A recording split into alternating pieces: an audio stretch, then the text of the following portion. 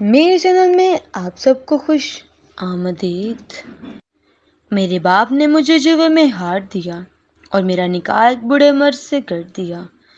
میں بہت ڈری ہوئی تھی جو وہ مجھے اپنے ساتھ گھر لایا اور گھر آتے ہی مجھے طلاق دے دی اور مجھے ایک نیا لباس دے کر بولا 3 دن بعد میں مرنے والا ہوں، تو میرے مرنے پر اپنے بال کاٹ کے میری قبر میں ڈال دینا، پھر میری ساری دولت تمہاری ہو جائے گی۔ اور میں ایسا ہی کیا۔ 3 دن بعد جب وہ واقعی مر گیا تو میرے بال کاٹ اسے کے کفن میں چھپا دیے۔ اب میں مطمئن تھی۔ جب رات گہری نیند میں تھی تو اچانک میری لرز گئی۔ جب بستر میں اپنی کتابیں لے کر بیٹھی پڑھ رہی تھی کیونکہ میرے میٹرک کے امتحانات تھے۔ رات کے 10 بجے تھے جب ابو گھر آئے اور امی سے بولے جلدی کرو، اس کے سر پر لال دوپٹہ ڈال دو، اس کی شادی میں 1 کروڑ پتی انسان کے ساتھ کر رہا ہوں۔ امی ایک دم حیرت زدہ ہو گئی اور وہ بولی کیا کہہ رہے ہو امجد، دماغ تو ٹھکانے پر ہے تمہارا، ایسے کیسے دوپٹہ ڈال دوں؟ ابو غصے سے بولے بکواس بند کرو، جو میں کہہ رہا ہوں کرو، نہیں تو طلاق دے دوں گا۔ امی چپ کر گئی تھی۔ مجھے سمجھ نہیں آ رہا تھا کہ ابو جی کیا کہہ رہے تھے، کس کی شادی کی بات کر رہے تھے۔ تھوڑی دیر بعد ہمارے گھر کا دروازہ بجنے لگا۔ ابو کی خوشی بھری آواز آئی اور وہ بولنے لگے ہماری بیٹی کی بارات آ گئی ہے۔ وہ دروازہ کھولنے چلے گئے تو میں بھاگ کر میرے پاس آئی اور بولی فریحہ میری بچی گھر سے بھاگ جاؤ، نہیں تو تمہارا باپ تم پر ظلم کر دے گا۔ میں کم عمر تھی، اتنی ہمت نہیں تھی کہ مجھ میں کہ میں یوں منہ اٹھا کر گھر سے چلی جاتی۔ امی نے میرے سامنے ہاتھ جوڑ دیے اور وہ پھر سے بولی میری بچی، میری فری، چلی جاؤ یہاں سے، نہیں تو غضب ہو جائے گا۔ میں بولی امی مجھے بھی سمجھ نہیں آ رہا کہ میں چلی جاؤں، مگر کہاں جاؤں؟ کتے بھونک رہے ہیں اور مجھے ان سے خوف آ رہا ہے۔ وہ زاروں کی طرح رونے لگی۔ میں بھی بہت ڈر گئی تھی، اس لیے میں بھی رونے لگی تھی۔ ابو کے ساتھ چند آدمی ہمارے گھر میں داخل ہو چکے تھے۔ ابو بڑے خوش آمدید انداز میں ان کے آگے پیچھے ہو رہے تھے۔ ابو بولے ملک صاحب، یہ ہے آپ کی کمسن اور خوبصورت دلہن۔ ابو نے میری طرف ایسے اشارہ کر کے کہا تھا جیسے دکاندار اپنی کوئی چیز فروخت کرنے کے لیے گاہک کو لبھا رہا ہو۔ میں نے نظریں اٹھا کر دیکھا تو منظر بڑا خوفناک سا تھا۔ ابو کی عمر کے چند آدمی تھے، ایک مولوی صاحب۔ ابو بولے مولوی صاحب نکاح شروع کریں۔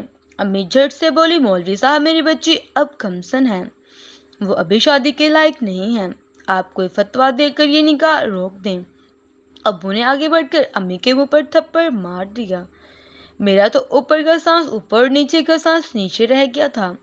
ابو کے ساتھ کھڑے شخص نے مولوی صاحب کو اپنی جیب میں پڑی چیز دکھائی تھی۔ وہ یکدم سے ڈر گئے تھے۔ مولوی صاحب بولے بچی کی عمر کتنی ہے؟ امی بولی 17 ہوئی ہے۔ مولوی صاحب بولے بہن یہ نکاح جائز ہے، مجھے میرا کام کرنے دے۔ انہوں نے جلدی سے نکاح پڑھنا شروع کر دیا۔ صدمہ تو مجھے تب لگا جب معلوم ہوا کہ ان مردوں میں سے میرا دلہا وہ ہے جو شکل میں سب سے زیادہ خطرناک تھا۔ وہ تو میرے ابو سے بھی زیادہ خطرناک لگ رہا تھا۔ میری آنکھوں میں آنسو آ گئے تھے۔ میں سمجھ گئی تھی کہ آگے آگے میرے ساتھ کیا ہونے والا ہے۔ میرے باپ کی طرح یہ شخص مجھے صبح اور شام مارے گا۔ نکاح کے فوراً بعد رخصتی کا شور اٹھا۔ میرا خوف سے دل بند ہو رہا تھا۔ امی نے مجھے خود بھی میں بھیج لیا تھا۔ وہ میرے کان میں بولی بیٹی معاف کر دو، میں تمہیں اس درندے سے بچا نہ سکی، مجھے معاف کر دینا میری جان۔ میں اس وقت اتنی ڈری ہوئی تھی کہ حلق سے آواز نہیں نکل رہی تھی۔ میری رخصتی ہو گئی، مجھے ایک بڑی سی گاڑی میں بٹھا دیا گیا۔ میرے ساتھ مجھ سے تنگی عمر والا دلہا آ کر بیٹھ گیا اور وہ بولا فریحہ سب تک تو جان گئی ہوگی نا کہ میرا نام حمید ہے، میں تمہیں بہت خوشیاں دوں گا، اس لیے تمہیں خوش ہو جانا چاہیے کہ تمہاری شادی مجھ جیسے قدردان انسان سے ہوئی ہے۔ اپنی بیوقوف ماں کی باتیں سوچ کر غمگین مت ہو۔ میں چپ چاپ بیٹھی رہی تھی۔ گاڑی ایک بہت بڑے محل نما گھر کے سامنے جا رکی تھی۔ میں جیسے ہی گاڑی سے اتری، ملازموں کی ایک لمبی قطار میرے استقبال کے لیے آئی تھی۔ میں یہ سب بڑی حیرت سے دیکھ رہی تھی اور میں حمید سب لاجواب تھے۔ تو ایک لڑکے نے ہمارا استقبال تالیوں سے کیا۔ حمید کے چہرے پر ایک دم سے غصہ آ گیا۔ غصے میں تو اس لڑکے کے چہرے پر میں نے دیکھا تھا۔ وہ خونخوار لہجے میں بولا، میری ماں کو مار کر شادیوں پر شادیاں کر رہے ہو؟ تم سمجھتے کہ اس طرح تم سکون سے رہنے لگو گے؟ ایک بات یاد رکھنا میری، میں تو تمہیں مرنے کے بعد بھی بے سکون کروں گا۔ تو یہ پھر زندگی ہے؟ میں بہت شدید ڈری ہوئی تھی۔ حمید میرا ہاتھ تھام کر مجھے سجے سجائے کمرے میں لے گیا تھا۔ میں تو حمید کا کمرہ دیکھ کر حیران رہ گئی تھی۔ یہ کمرہ ہمارے پورے گھر جتنا تھا۔ حمید نے مجھے اشارہ کیا تو میں جلدی سے بیڈ پر بیٹھ گئی اور وہ بھی میرے ساتھ ہی بیڈ پر بیٹھ گیا اور بولا، فریہ تم بہت خوبصورت ہو۔ اس کے منہ سے اپنی تعریف سن کر میرا جی چاہا کہ میرا اپنا سارا چہرہ ناخنوں سے کھرچ کر اپنا حسن مٹا ڈالوں۔ میں اتنی بدصورت ہو جاؤں کہ یہ شخص میری طرف دیکھے بھی نہ۔ اور میں ایک ہی رات میں بڑی ہو چکی تھی۔ پہلے تو مجھے کتے بھی ڈراتے تھے، اب میرے سامنے حیوان نما ایک انسان بیٹھا تھا جو نہ جانے کتنے پیسوں میں مجھے میرے باپ سے خرید لایا تھا۔ مجھے تو اس سے ڈر نہیں لگ رہا تھا۔ وہ بولا، کاش میں تمہارے اس حسن سے فائدہ اٹھا سکتا۔ مجھے اس کے منہ سے اپنی تعریف اچھی نہیں لگ رہی تھی۔ جو لڑکا کھڑا تھا وہ کون تھا؟ حمید کے چہرے پر ایک دم سے ناگواری پھیل گئی۔ وہ بولا، وہ میرا بیٹا ہے۔ کچھ سال قبل اس کی ماں ہارٹ اٹیک سے مر گئی اور اس وقت میں گھر میں نہیں تھا۔ گاڑی بھی میرے پاس ہی تھی۔ اس وجہ سے اس بیچاری کو اسپتال پہنچانے دیر ہو گئی اور وہ یکدم سے دم توڑ گئی۔ اس دن سے ریحان مجھ سے نفرت کرتا ہے اور مجھے اپنی ماں کی موت کا ذمہ دار سمجھتا ہے۔ میری ایک بات کان کھول کر سن لو، ریحان میرا بیٹا ہے، اسی ناطے وہ تمہارا بھی بیٹا ہوگا اور تم خود کو ریحان کی ماں بن کر دیکھنا ہے۔ مجھے حمید کی بات سن کر ہنسی آ گئی تھی کیونکہ اس کا بیٹا مجھ سے 3-4 سال بڑا ہی تھا۔ تھوڑی دیر بعد حمید نے مجھے ایک نیا لباس دیا اور بولا، یہ لباس پہن لو۔ میں حیرت بھری نگاہوں سے اسے دیکھنے لگی۔ وہ پھر بولا، فریہ میں 3 دن بعد مر جاؤں گا۔ میں اپنے پیچھے کروڑوں کی جائیداد چھوڑ جاؤں گا اور میں یہ جائیداد اپنے بیٹے کے نام نہیں کر سکتا کیونکہ وہ اچھا نہیں ہے۔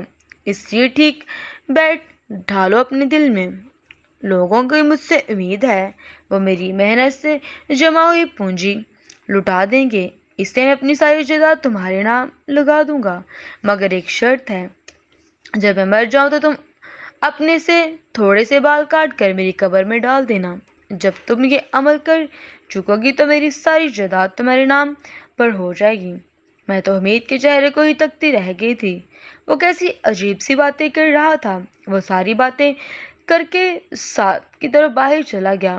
میں بھی اٹھ کر لباس تبدیل کیا اور سونے کے لیے لیٹ گئی۔ اب میرا دماغ تیزی سے کام کر رہا تھا۔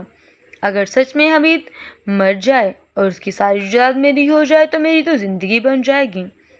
میں اپنی امی کو بھی اسی گھر میں لے آؤں گی، انہیں ابو سے طلاق دلوا دوں گی۔ حمید کے مرنے کے بعد میرا اور امی کا کوئی تعلق نہیں ہوگا ابو کے ساتھ۔ رہی بات حمید کے بیٹے کی تو کچھ جائیداد اس کو بھی دے دوں گی کیونکہ اس کا بھی حق بنتا ہے۔ یہ باتیں سوچتی سوچتی سو گئی۔ صبح میری آنکھ شور کی آواز سے کھلی۔ میں جلدی سے اٹھ کر کھڑکی کے پاس جا کر کھڑی ہو گئی۔ جیسے ہی شیشہ ہٹایا سارا معاشرہ کھل کر سامنے آ گیا۔ حمید اور اس کے بیٹا کسی بات پر لڑ رہے تھے۔ تھوڑی دیر بعد حمید اپنے کمرے کی جانب آنے لگا تو میں نے بھاگ کر بیڈ پر بیٹھ گئی، کہیں وہ میری طرف ہی نہ آ جائے۔ اس کی جاسوسی کر رہی ہوں۔ حمید کمرے میں آیا تو بولا، فریہ تم جانتی ہو نا کہ مرنے والا ہوں، اس لیے میرے گھر سے باہر جا رہا ہوں تاکہ اپنے تمام معاملات نپٹاؤں۔ میں رات دیر سے گھر لوٹوں گا اور ہاں، ریحان سے ڈرنے کی ضرورت نہیں ہے، یہ گھر تمہارا بھی ہے، جہاں چاہے مرضی اٹھو بیٹھو۔ حمید یہ سب کہہ کر باہر چلا گیا اور میں نے اٹھ کر منہ دھویا اور کمرے سے باہر نکل آئی۔ لاؤنج میں پہنچی ہی تھی کہ ایک ملازمہ جلدی سے میرے پاس آئی، بولی بیگم صاحبہ ناشتے میں کیا لیں گی؟ میں بولی انڈا پراٹھا۔ ملازمہ جلدی کچن میں چلی گئی جبکہ میں لاؤنج میں بیٹھ کر ٹی وی دیکھنے لگی۔ تھوڑی دیر بعد ریحان بھی ادھر ہی آ گیا اور وہ میرے روبرو آ کر بیٹھ گیا تھا۔ بولا فریحہ میڈم حمید کے ساتھ تم نے شادی اپنی مرضی سے کی ہے، مجھے امید تھی کہ وہ تجھے اس طرح براہ راست مخاطب کرے گا۔ میں ڈرتے ڈرتے بولی ریحان میں تمہاری امی ہوں، میرا نام مت لو۔ میری بات سن کر ریحان کہہ کے لگانے لگا۔ وہ صوفے پر ادھر ادھر گر کر میری بات پر ہنس رہا تھا۔ ہنس کر جب وہ نڈال ہو گیا تو بولا فریحہ تم مجھ سے چھوٹی ہو، ماں نہیں ہو میری۔ میں چپ کر گئی۔ وہ پھر سے بولا حمید نے تمہارے ساتھ بھی یہ شادی پیسے کے زور پر کی ہے، لیکن اگر تم اس شخص سے نجات چاہتی ہو تو میں تمہاری مدد کرنے کے لیے تیار ہوں، اس لیے میں کسی کا احسان نہیں چاہتی۔ میں بولی نہیں شکریہ، اپنی مدد اپنے پاس رکھو۔ یہ کہہ کر میں اٹھ گئی اور اپنے کمرے کی طرف چلی گئی۔ میں نہ چاہتے ہوئے ریحان کے بارے میں سوچتی چلی جا رہی تھی۔ تب مجھے